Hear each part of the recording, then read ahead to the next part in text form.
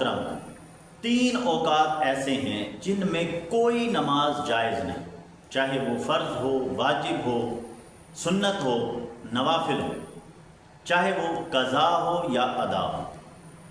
سب سے پہلا جو وقت ہے جس میں کوئی نماز جائز نہیں وہ ہے سورج کے نکلنے کا وقت، طلوع آفتاب، یعنی سورج نکل رہا ہے، آغاز ہوا ہے، اس وقت سے لے کر 15 سے 20 منٹ زیادہ اس میں کوئی نماز جائز ہے۔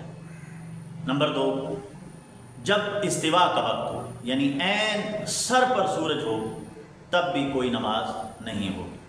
نمبر 3، جب سورج غروب ہو رہا ہے، غروب آفتاب کے وقت کوئی نماز نہیں ہے، نہ فرض، نہ واجب، نہ سنت، نہ قضا، نہ ادا۔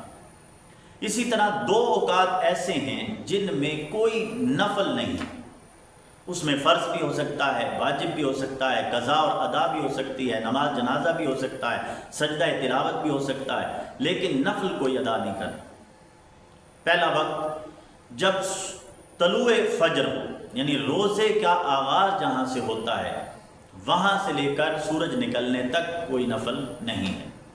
اور اسی طرح دوسرا وقت ہے عصر کے وقت سے، یعنی عصر کی نماز فرض ادا کرنے کے بعد غروب آفتاب تک کوئی نفل ادا نہیں کرنا۔